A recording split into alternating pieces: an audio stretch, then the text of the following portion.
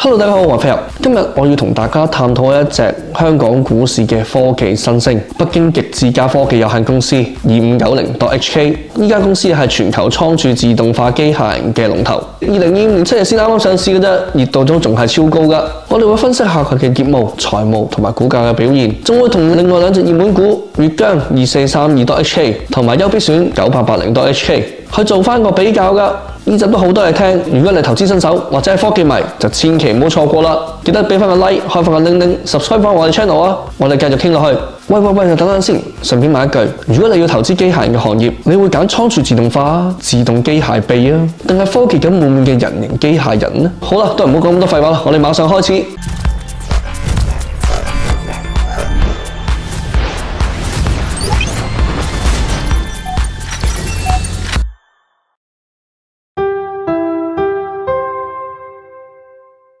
北京極智家科技有限公司簡稱極智家啦。2015年成立於北京順義區，專注於自主移動機械人㗎，幫倉庫同埋物流實現呢個自動化。佢哋嘅產品包括 Shell to Person 呢個揀貨系統、智能分揀系統、智能叉車，同埋提供呢個機械人即服務 RaaS 嘅模式。簡單啲嚟講，就好似令到倉庫變咗科幻片一樣高效。2025年7月，佢哋成立咗全資嘅子公司北京極智家具身智能科技有限公司啦。註冊資本1000萬人民幣，專攻呢個具身智能 Embodied AI。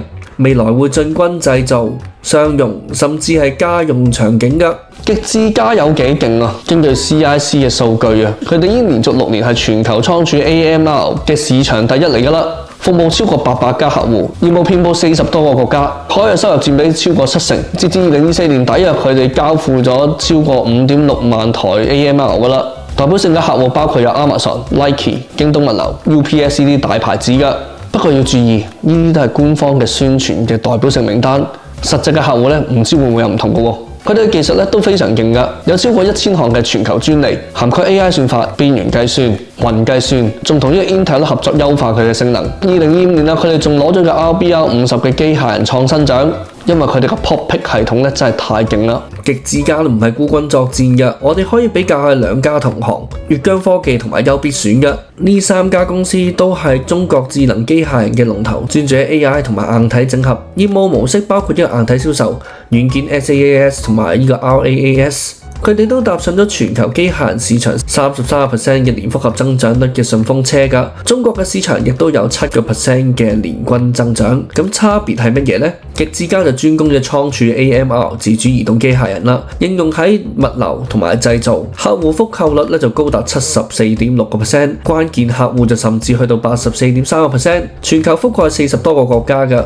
粵江就主打協作機械臂啦，用於智能工廠、汽車、教育同埋醫療，主要市場係中國同埋亞太啦。優必選就專注呢個人形同埋服務機械人，涵蓋教育、物流、公共服務同埋消費場景嘅技術超前，但以中國為主，面對客嘅服務端嘅應用就比較多。咁你哋有冇諗過 Amazon 嘅貨物點解咁快喺倉庫就送到去你手呢？答案極有可能就係同極智家嘅機械有關嘅喎。等陣我會同你分享一個佢哋嘅故事，話俾你聽佢點樣幫一啲大企業去節省成本。簡單啲講極智家就係倉儲自動化嘅王者，商業化就最成熟。Dotbot 就好似工業界嘅精密工匠咁樣，專注喺個機械臂嘅細膩操作。UBTech 就好似啲科幻片嘅主角咁樣，打造人形機械人，但係離呢個大規模賺錢都仲有一段距離嘅。技術上極智家就靠呢個數據驅動 AI 啦，同埋呢個具身智能拓展。Dotbot 就擅長呢個精密控制啦，同埋視覺感知。UBTech 就喺呢個人體協作啦，同埋多模態感知上面就比較領先。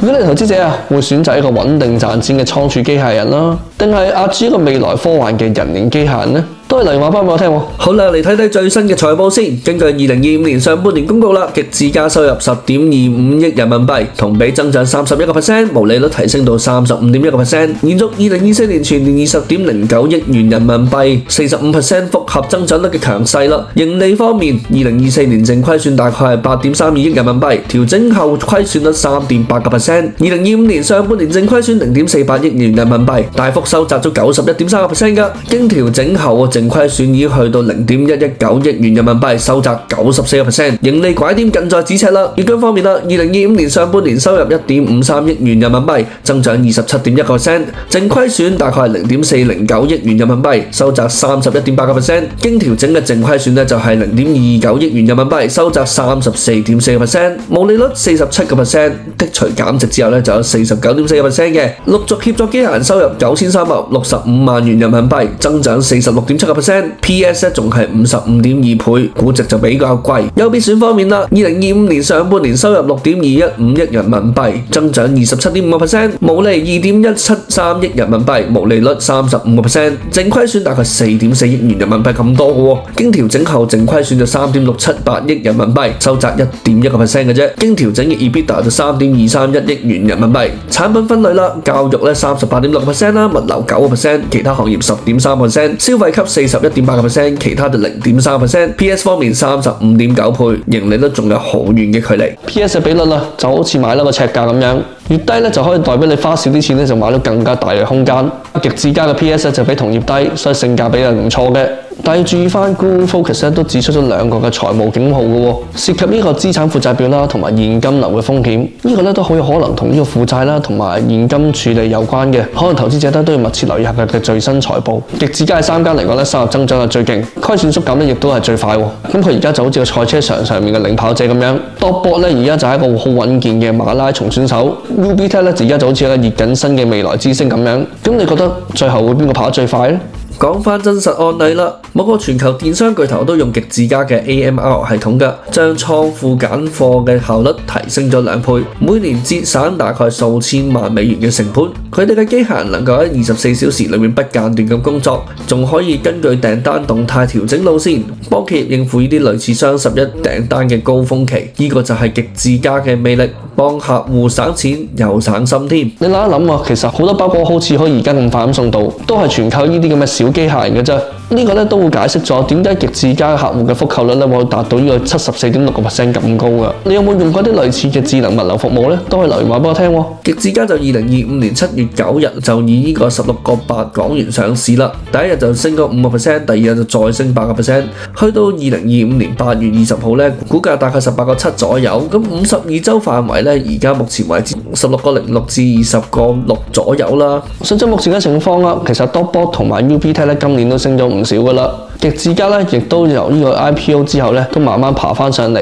咁你哋又點樣睇佢哋嘅走勢呢？可以留言話俾我聽喎。行業前景超亮眼啦！全球倉儲自動化市場2024至到2029年複合增長率大概3.3%，受電商、勞動力短缺同埋 AI 驅動。中國機械人嘅市場年均增長7%。極致家嘅競爭對手包括 AutoStore、Daifuku 同埋呢個 Han Robotics。DotBot 嘅對手咧就有 Universal Robot、FanU CCRX、UBTech 就挑戰呢個 Boston Dynamics 同埋 Figure AI。3家公司咧都既有競爭，亦都有互補㗎。機會多，但風險都唔細㗎。技術更新咧就快，供應鏈又波動，地緣政治都係挑戰。咁你又覺得機械人行業最大嘅風險係乜嘢呢？總結一下啦，極致家咧就喺倉儲自動化行業咧就遙遙領先，收入增長快，估值都算合理㗎。具生智能呢方面亦都令到佢未來可期啊！比起 DotBot 嘅工業專注啦，同埋 UBTech 嘅科幻夢想咧，極致家咧都算係一個穩中求勝嘅選擇，所以佢都比較適合一啲揾緊自動化主題嘅投資者去做一啲中長線嘅部署㗎。但係大家都唔好忘記，市場其實有陣時都好似人咁樣，攰嘅時候回少少，唞夠就要反彈，人都係一樣。多謝大家收看呢一集啊！如果大家都中意睇呢啲片，記得 like、subscribe、share 翻條 channel 俾朋友仔。我係飛俠，下次見，拜拜。